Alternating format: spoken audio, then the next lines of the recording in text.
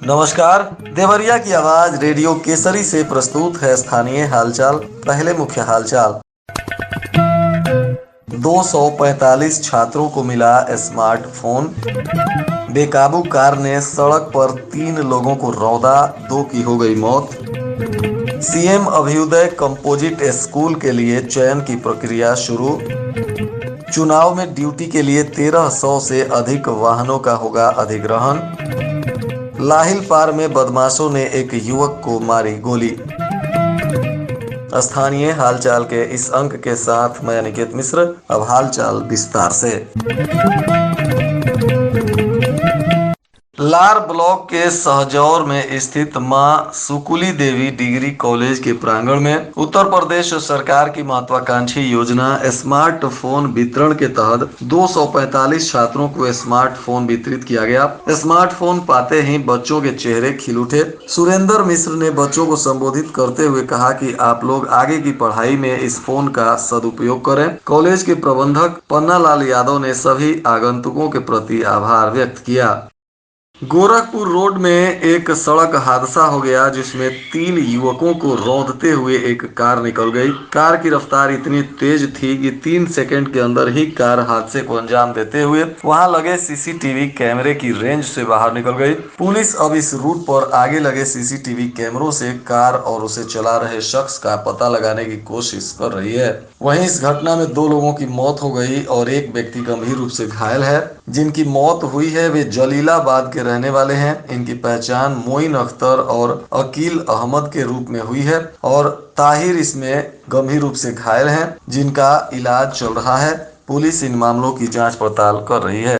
परिषदीय स्कूलों में अध्ययनरत बच्चों को बेहतर शिक्षा के साथ ही अच्छी सुविधा उपलब्ध कराने के लिए सीएम अभ्युदय कंपोजिट स्कूल खुलने वाला है। इसके लिए चयन प्रक्रिया प्रारंभ हो गई है। इसमें ऐसे स्कूल का चयन किया जाएगा जहां छात्र की संख्या 200 से अधिक हो और परिसर में 1300 वर्ग मीटर रिक्त भूमि हो, ताकि आवश्यक निर्माण कराया जा सके। शासन के निर्देश पर विभागीय स्तर पर प्रक्रिया आरंभ की गई है। चयनित स्कूल में सुविधाओं की बहाली पर विशेष जोर रहेगा ताकि यहां आने वाले छात्र छात्राओं को उत्कृष्ट शिक्षण व्यवस्था दी जा सके। इस स्कूल में सभी सुविधाएं उपलब्ध होंगी जो कॉन्वेंट स्कूलों को मिलती हैं।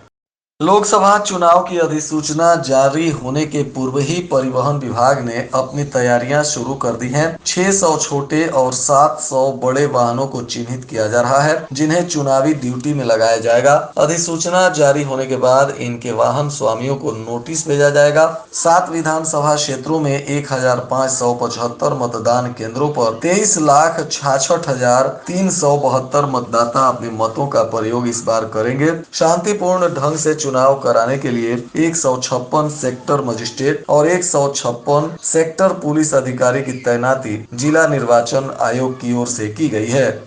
इधर बरियारपुर क्षेत्र के लाहिल पार में रविवार की देर शाम बाइक सवार बदमाशों ने एक युवक को गोली मार दी। दिन दहाड़े हुई गोलीकांड की घटना से मौके पर भगदड़ मच गई। राहगीरों ने भागकर अपनी जान बचाई। घटना से स्थानीय लोग भयभीत हैं। घायल युवक का इलाज गोरखपुर स्थित मेडिकल कॉलेज में चल रहा है। युवक को गोली किसने और क्यों मारी, अभी यह पहेली बनी हुई है। घटना स्थल पर पहुंचे एसपी ने अफसरों के साथ मामले की जानकारी ली। उन्होंने आसपास के सीसीटीवी फुटेज को भी खंगाल कर हमलावरों की जल्द गिरफ्तारी के लिए निर्देश दिए हैं। सदर कोतवाली के खोराराम निवासी मंटू कुमार, जिनकी उम्र 24 वर्ष के आसपास है, वह अपने साथी के साथ कार से बरियारपुर क्षेत्र के मेहरौना गांव में गए हुए थे। वहां से लौटने के दौरान लाहिल पार दुर्गा मंदिर के कुछ ही दूरी पर सड़क के किनारे लघुशंका करने लगे। इसी बीच देवरिया की तरफ से एक बाइक पर सवार 2 युवक पहुंचे और मंटू पर फायर झोंक दिया। इसमें गोली मंटू की पसली में जा लगी, जिसके चलते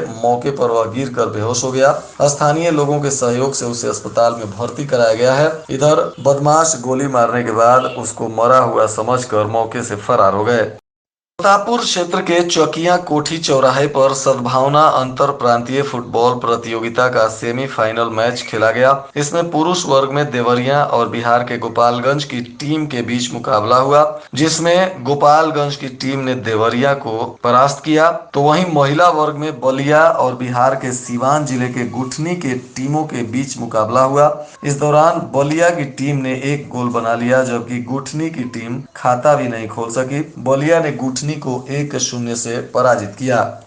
इधर मोटरसाइकिल की आमने सामने टक्कर में एक महिला समेत 4 लोग घायल हो गए। पति पत्नी और एक बच्चे को आसपास के लोगों ने एम्बुलेंस से अस्पताल में भर्ती कराया। मामला बरहज के सोनू घाट मार्ग पर का बताया जा रहा है, जहां शाहपुर गांव के पास 2 मोटरसाइकिल की आमने सामने टक्कर हो गई, जिसमें एक पर बैठे भलुअनी के बरौली गांव निवासी प्रिंस पांडे पुत्र राजेश पांडे घायल हो गए। दूसरी बाइक पर सवार पति पत्नी और एक 4 वर्षीय बच्चा भी घायल हो गया। इन सबको अस्पताल में भर्ती करा दिया गया है, जहां इनका इलाज चल रहा है।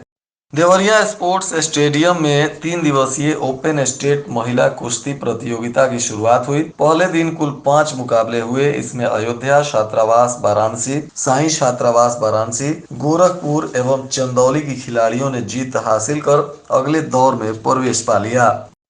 इधर केंद्रीय नाजिर नजारत अनुभाग जजी देवरिया ने बताया कि प्रभारी अधिकारी पुस्तकालय एवं लेखन सामग्री अनुभाग जजी देवरिया के द्वारा विधि पुस्तकों बेयर एक्ट क्रय किए जाने हेतु जनपद न्यायाधीश के निर्देश के अनुपालन में विधि पुस्तकों की निर्धारित सूची के अनुसार इच्छुक फॉर्मों से मानक एवं गुणवत्ता के अधीन प्रस्ताव आमंत्रित किया गया है।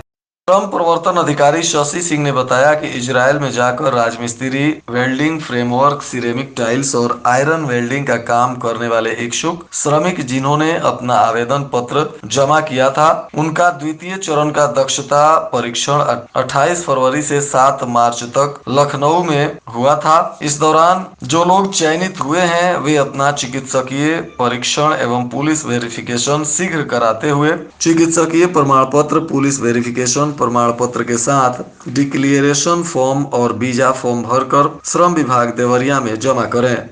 पुलिस अधीक्षक संकल्प शर्मा के निर्देशन में क्षेत्राधिकारी संजय रेड्डी एवं क्षेत्राधिकारी रुद्रपुर अंशुमान श्रीवास्तव तथा जनपद देवरिया के समस्त थाना क्षेत्र के अंतर्गत पुलिस टीम के द्वारा आगामी लोकसभा सामान्य निर्वाचन को ध्यान में रखते हुए पोलिंग बूथों का स्थलीय और भौतिक सत्यापन किया गया।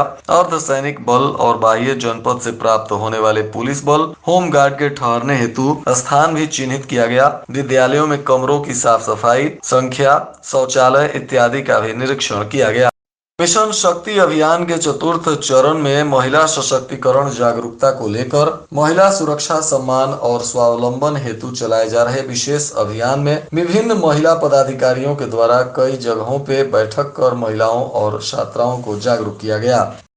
इधर जनपद में प्राप्त अर्धसैनिक बल यानी CISF की एक कंपनी के द्वारा भाटपा रानी सर्किल अंतर्गत थाना भाटपा रानी, भटनी और खाम पार के संवेदनशील क्षेत्रों में अपर पुलिस अधीक्षक दक्षिणी भीम कुमार गौतम और अन्य वरीय पदाधिकारियों के साथ पैदल गश्त करते हुए आम जनमानस में सुरक्षा की भावना उत्पन्न कराई गई एवं निर्भीक होकर अपने मतदान के अधिकारों का प्रयोग करने के लिए जागरूक किया गया। पैदल गश्त के क्रम में थाना भाटपा रानी क्षेत्र के ग्राम कुइचवर, बनकटा, अमेठिया, जगहथा सहित कई गांवों में पुलिस बल के जवान और अर्धसैनिक बल के जवानों ने गश्त किया। BRDP कॉलेज के राष्ट्रीय सेवा योजना शिविर के 66वें दिन स्वयं सेवकों एवं स्वयं सेविकाओं ने परिसर में योगाभ्यास किया। इसके बाद मेहंदी प्रतियोगिता का आयोजन किया गया। शिविर के 66वें दिन का शुभारंभ लक्ष्य गीत के साथ हुआ। स्वयं सेवक और स्वयं सेविकाओं ने परिसर में योग प्रशिक्षक पिंटू लाल यादव और किस्मत मल के द्वारा योगासन के बारे में जानकारियां ली। परीक्षा देकर घर लौट रहे 2 भाइयों की कुछ छात्रों ने 6 दिन पहले लाठी डंडे से पिटाई कर गंभीर रूप से घायल कर दिया था। अब इस मामले में पुलिस ने 4 नामजद सहित 4 अज्ञात पर मारपीट और बलवा का केस दर्ज कर लिया है। बताया जा रहा है कि लार थाना क्षेत्र के गयागीर लार निवासी नीरज कुमार ने पुलिस को शिकायत देकर न्याय की गुहार लगाई थी, जिसके बाद पुलिस अब केस दर्ज कर जाँच पड़ताल कर रही है। देवरिया जीआरपी ने रेलवे स्टेशन पर चेकिंग अभियान चलाया। इस दौरान मुख्य उप निरीक्षक मोहम्मद यूनुस ने प्लेटफॉर्मों पर जांच करते हुए 2 व्यक्तियों को गिरफ्तार किया। उनके कब्जे से 2 अदद मोबाइल मिला है, जिसे जब्त किया गया है।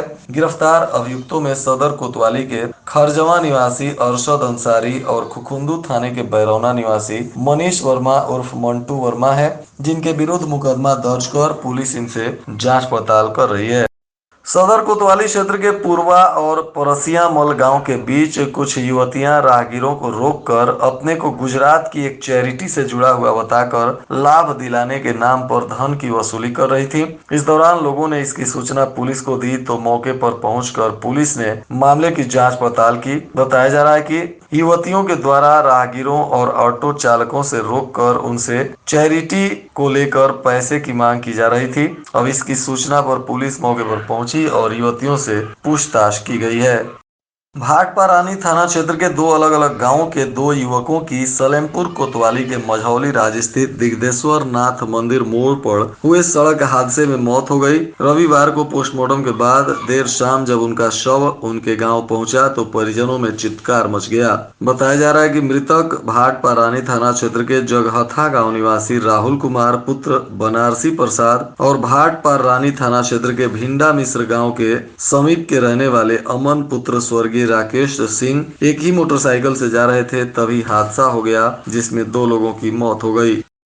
और आज के मौसम का तापमान देवरिया में न्यूनतम 19 डिग्री सेल्सियस और अधिकतम 29 डिग्री सेल्सियस रहने की संभावना है।